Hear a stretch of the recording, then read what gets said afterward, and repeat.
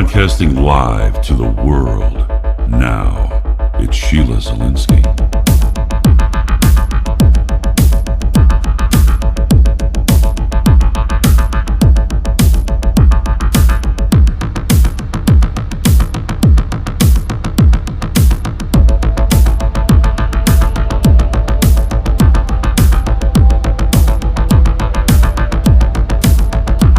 The Sheila Zielinski Show, the only show to give you the truth behind the headlines, prophecy, and the deeper things of God. Now, here is your host, end-time watchwoman, Sheila Zielinski.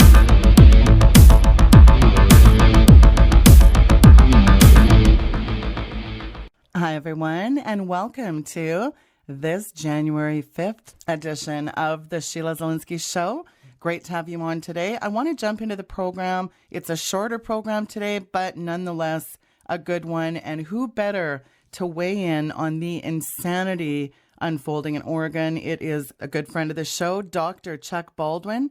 He really needs no introduction, but for those new listeners, he is a prolific writer, a renowned conservative pastor, and highly acclaimed radio talk show host. Don't forget, he was the Constitution Party's presidential candidate for the 2008 election. He strongly opposes the Patriot Act and assaults on individual liberties in general. He supports the gold standard, the right to bear arms, homeschooling, pro-life legislation. He is a man of God on a mission. I've always called him the Chuck Norris of liberty. So I want to welcome you to the program, Chuck. The mainstream bobbleheads are absolutely butchering the facts around the situation in Oregon. There's also ignorant groups getting involved, but there's a lot of hotheads involved as well. Now, of course, you recently wrote an article that ignited a bit of a firestorm, and I want to talk about the Oregon situation, Chuck, because people are comparing it to Bundy Ranch, but it's not the same, is it? No, it's really not. And I understand the emotional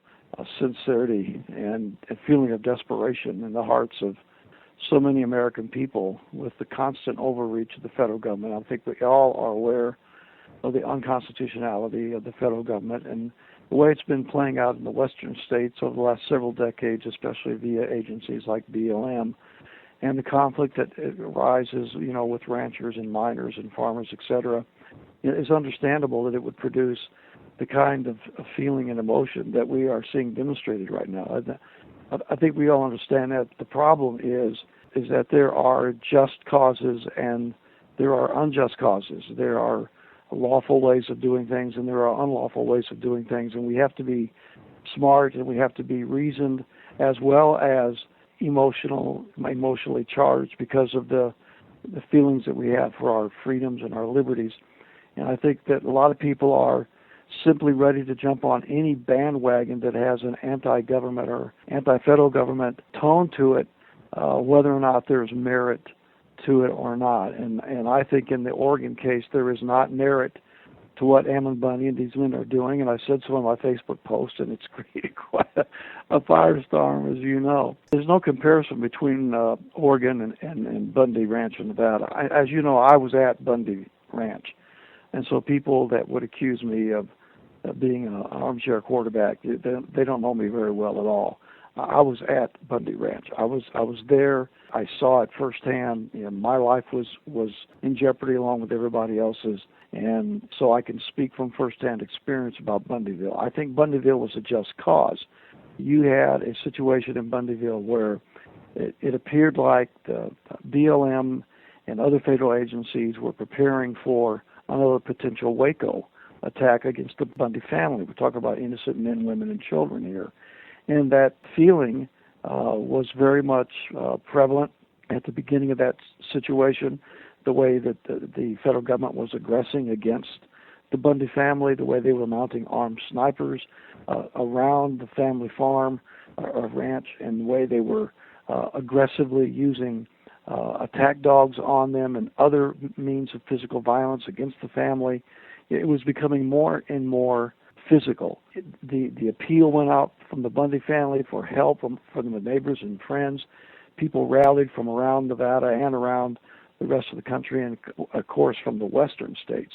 And we know what happened, and the whole situation was resolved peacefully. The feds realized that they had made a major mistake They were caught with their pants down, figuratively speaking, and they backed off, and rightly so. And it had a happy ending. The various court proceedings and nuances of that situation still continue, however. This situation in Oregon is entirely different. First of all, you have the family involved, the Hammond family, which have publicly stated emphatically that they do not want any outside assistance. They specifically told Ammon Bundy that they do not want his assistance, and especially they do not want any kind of a show of force of arms on their behalf. They made that very clear. They have decided of their own volition that they would accept the sentence that the court rendered against them. They surrendered themselves to officials yesterday to begin serving that term. They have repudiated the efforts of any outside interference or assistance. And the community as a whole, there was a protest, over the weekend that started out as a very peaceful, positive protest. My understanding is from people that I know that were there that it was, that it was a very positive thing for the community. There in Oregon, many of the people within the community supported it, etc. But then Ammon and a few others decided to escalate the protest to trying to encourage everyone to take up their guns and go out and secure that remote federal facility outside the area. And whenever Sheriff Mack was there, a friend of mine, and constitutional sheriff, everybody knows, and he supported the protest, but whenever he recognized what was going on with people taking up arms and deciding to take over a federal building, that was way over the line, and he left because of that reason. So what we have now is an act of aggression. What happened in Bundyville was an act of defense. It was an act of self-defense, justifiable in the Constitution, justifiable under natural law and the laws of God. No questions, clearly a just cause.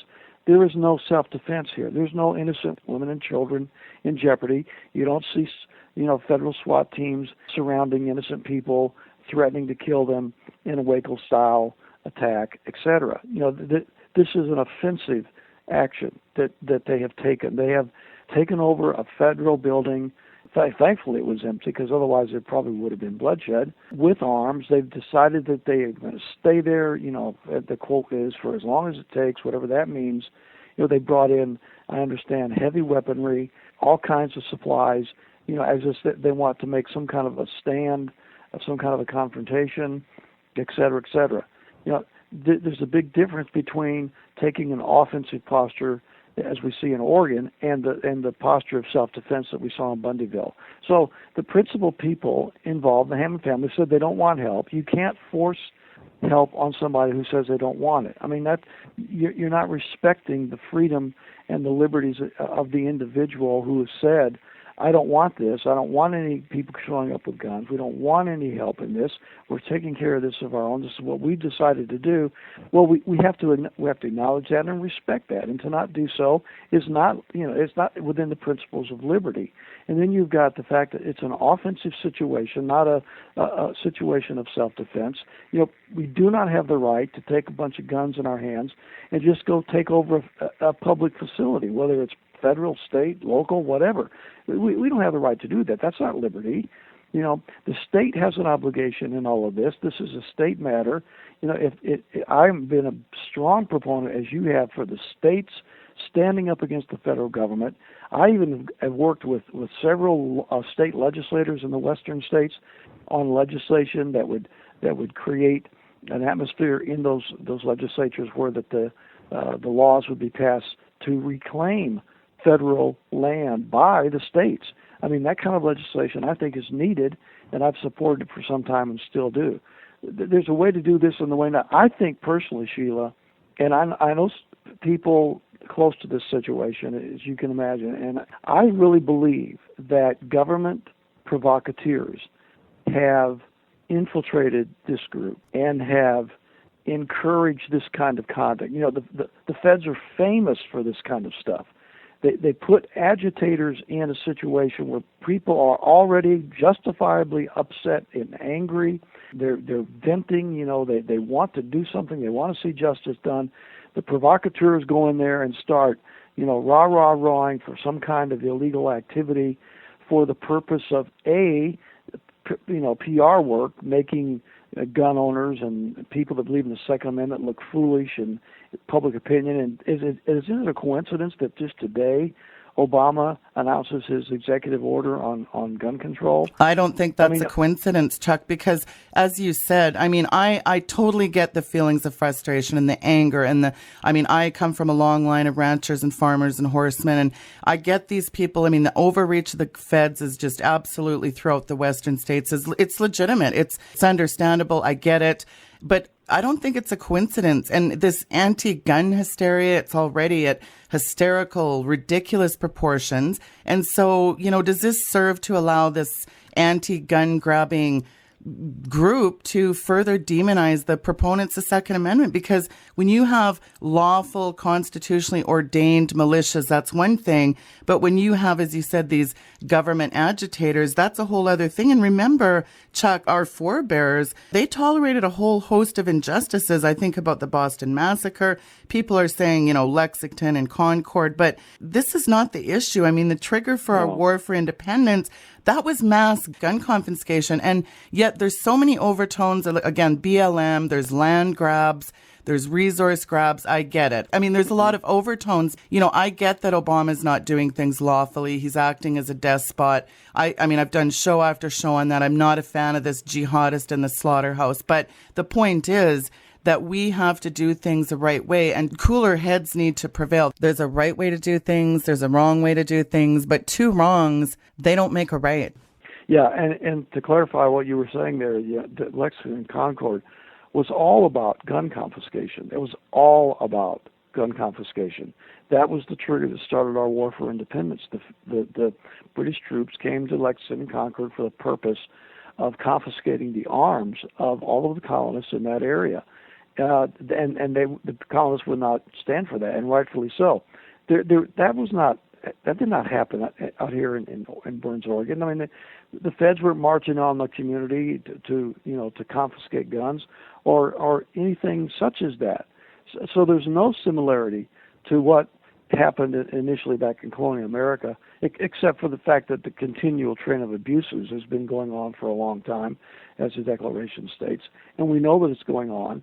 But it doesn't help us whenever we act in a manner that is not consistent with law and with a just cause, and allow the enemy to use our perhaps well-meaning, sincere motives as a tool by which to further encroach upon our liberties. And I'm fearful that if this thing escalates out of hand, and if cooler heads do not prevail, and if some hotheads decide to just start shooting and have some kind of a violent confrontation with the authorities to make some kind of a statement or whatever, good grief, the momentum away from gun control has been escalating exponentially. There has never been a time in recent memory that more of the American people are opposed to additional gun control than right now. 2015 saw the record gun sales of any year previous. People more and more are rejecting and repudiating further gun control legislation. The momentum right now is on the side of the gun owner. It's on the side of the Second Amendment. And something like this, could just set that back for many years. This could just, in the minds of the American people, it could go back to the painting of people that believe in the Second Amendment as extremists and fanatics and anti-government people of extreme proportion, and the whole tide of public opinion could turn against us. The timing of this is very, very bad for us, and it's very, very good for the gun control zealots in Washington, D.C. That's why I personally believe, plus information that I have about what's going on the ground, I believe that government agent provocateurs have created this, and unfortunately Ammon Bundy and the others have allowed themselves to be used in this way because of the passions that they feel about what's going on, rightly so, justifiably so. I was with Ammon and his family at Bundy Ranch. So I certainly understand that, and I sympathize with that. But this is not the right way to go about it. I mean, I have to agree. I have to say, people, citizens do not have a lawful right to take over property with a force of arms, be it public or private property. Now, I've talked to lawyers. I've been talking to them all week for the last 4 days. I've talked to people on the inside. You know, regardless, I think we have a lot of lawbreakers in this system. And I get that. I get that, you know, we kind of expect government to respect the law, and we have to be willing to do it too. But there's a right way and a wrong way. I really maintain that this action could be, Chuck, playing directly into the hands of the gun grabbers in Washington. I am a huge proponent of our Second Amendment. I know there's a tipping point for the citizenry. It's probably gun confiscation. But Chuck, where does a guy go? How does a person fight back to such a system of tyrannical behavior? What is the best play going forward here? Well, what we should be doing, as I've been advocating, and you have too for a long time, it's time for the governors and the state legislatures of our states to step up. I mean, this is the way it's got to be done. Our founding fathers did not act as a mob whenever our war for independence began, and the whole journey into creating this country started. You know, they acted as independent and sovereign colonies or states, and that's the way we have to do it today. You know, we have states with authority sanctioned by our government and by the blessing of heaven to act in accordance of their independence and their sovereignty for the freedom and the liberties of the people within those states. It's time for the governors to step up. It's time for the state legislatures, the attorney generals to step up. We should be putting every ounce of energy that we can into our state leaders and encouraging them. And if they won't do it, then voting them out and voting in people who will stand up to this overreach and usurpation of power by the federal government. Until the states, like the colonies did in 1776, until the states effectively and emphatically stand up for the Constitution and for the freedoms of their liberties, we cannot take a mob rule approach and think that that's going to be the solution. It's not. We've got to get our states to stand up and to counter what the federal government has been doing, especially out here in the West with all these land grabs and so forth in the western states with BLM, et cetera. Right. So that's where our energy should be, I think, should be most felt. Well, again, if the Hammonds have spoken on the issue, I think any other point is a moot point. I think we have to take that into consideration. And I think we're being set up by agitators for the purpose of justifying further abridgments to our liberty. There's no wisdom in this particular strategic play. I get they've had enough, but again, let the state, as you said, of Oregon, reclaim it for the people of the state, and then the citizens, I guess what I hear you saying, Chuck, is at that point, then the citizens of the state can defend their property forthwith, right? Oh, absolutely. Absolutely they can.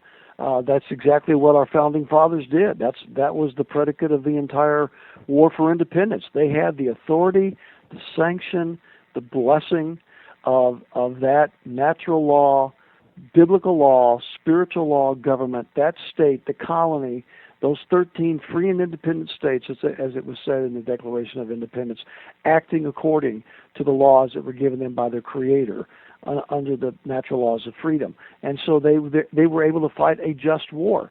You know, I mean, here's the sad thing to me about this Oregon situation. The community of Burns, Oregon was very much favorable to these protests. They really were sympathetic, and the momentum of the pro-freedom message and the anti-government overreach message was resonating throughout that county.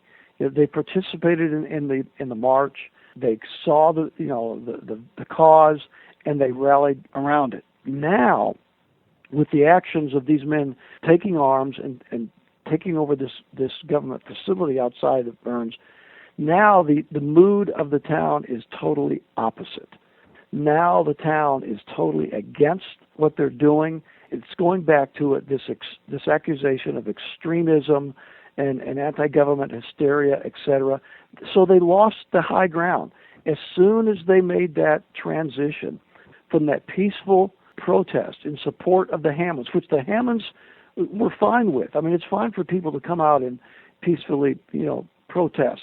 That's great, wonderful. That's our system is very much supportive of that. But then to transition and to escalate it into an armed conflict where you aggressively take over a public facility and basically challenge, government to come and get you or whatever you want to say, the Hammonds recognized that was not what they were all about, and that was not going to help their cause and the whole cause of the ranchers and the farmers and so forth out west, and that's why they repudiated that immediately and emphatically. And so now, they took what was a victory, and then they turned it into a defeat. It was a great victory in terms of the minds and the hearts of the people of Burns, Oregon. Now, it's a huge defeat for our cause. It was just from the beginning. From the beginning of the decision to do what they did, it was an unwise. It was a very foolish, in my view, effort. And I just pray. My prayer right now is that, look, cooler heads have got to prevail here, and on both sides, and hopefully this thing can end peacefully. And I pray that it does, because I just don't see anything good coming out of this in the manner in which it's been done. And what would you say to them if Ammon Bundy and his militia crew are listening today? What would be your words to them today? Because we've got a hotbed of contention going on. People are throwing out the words Waco, Ruby Ridge. This is a very different scenario. But what would you say to Ammon Bundy if he's listening? Well, I would say that, we all understand your heart and your passion, and I was with you in Bundyville. I was on the platform speaking with several of the others that were leading that, and I was there as a chaplain for the militia, and I'm there. I've written about this in my syndicated column. There is no question about where I'm coming from. We're on the same page in that area, But what this has done, it's snatched defeat from the jaws of victory. We had victory in that march, peaceful. The support was there. The cause was there. Executive order by Obama today coming down is making people further aghast at the way government is trying to encroach on their liberties. Momentum continues to be on the side of free men and women and lovers of the Constitution. And now to do what they've done, they have just changed all of that into an aggressive action. It is not lawful. It is not lawful for citizens to take arms and then to take over a government facility of any type. That's not lawful. And for the men to, if they're thinking that they want to be martyrs, I don't know if some of the men there are thinking that they want to be martyrs and thinking themselves like Lexington and Concord, and this is going to start some kind of a massive nationwide revolution. That's not going to be the result of this, because the cause is there, but the manner in which these men are trying to advance the cause is not there. This is not self-defense. This is an aggressive act. There's no men, women, and children that you're defending by hostile federal forces. This is action that was precipitated by you, Ammon, and by the others of your party. And I think, Ammon, you need to look around and look at some of the men in your group that are the strongest, loudest cheerleaders for what you're doing, and maybe think and ask yourself the question, are these men for us, or are they agitators for the government trying to get you to do something that in the end is going to hurt our cause rather than help it? Well, I mean, we're barely into 2016, and the mood of the U.S. today, I mean, it's sadly, Chuck, it is eerily similar to the mood of Germany in the mid-1920s. And you've got all these executive orders. You've got looming World War III. We're talking about a war party here. I mean, you've got radical Islamists all over the place coming out of the chute. It's looking pretty. This is not a good mood, is it? No, it's not a good mood, and unfortunately, I don't think this situation helps at all. Well, Chuck, while we empathize with the cause, I get that emotions with everyone are running high. I get there are varied opinions. Don't get me started on the mainstream talking bobbleheads. I know we have to draw some lines in the sands, especially as Christians. My heart agonizes over all the things coming at us, especially the situation. I've had many discussions with Clive and Bundy. Again, I come from a long line of ranchers and farmers, good people. My grandfather was shot on the beaches in Normandy. I am just as outraged at the overreach, and I think these guys may have the best intentions, but what they are doing could be hurting the cause of liberty that they say they want to support, and we pray that this ends peacefully. Chuck, it is always a pleasure to have you on the program. You have worked tirelessly for the cause of liberty, and I just am very thankful that you weighed in on the situation brewing. Chuck, please do give out your website for the new listeners. Sure. It's Chuck Baldwin Live, Baldwin, Baldwin, Chuck Baldwin Live, all one word, .com. And Chuck, finally, you did a sermon on Sunday, this past Sunday, The Gods of America. I highly recommend it. Where can people find that, Chuck? Yeah, on that page, our messages are right there on the front page. If they'll just scroll down, they'll see the titles of the recent messages, and then they can quickly go to that link, and it's all right there on chuckbaldwinlive.com. Excellent. Chuck, thank you so much for coming on the program today to weigh in. God bless you, sir. Sheila, I want to thank you for letting me come on your show today, and let's just pray that, God superintends over this and no one is hurt. Amen to that, Chuck. Folks, that was Dr. Chuck Baldwin. His information is linked there, as well as that sermon, Gods of America. I've linked it there in today's bio for January 5th, 2016. This Friday, don't miss, Pastor David Langford's on the show. Don't miss that. And don't forget to sign up for my podcast. Go to weekendvigilante.com. And the app, the Weekend Vigilante app, is ready next week. I'm very excited about that. And of course, next Friday, we'll have open phone lines for you to weigh in on whatever you want. That's January 11, 2016. Thank you so much for tuning in today to this shorter program. We'll see you tomorrow. Good night.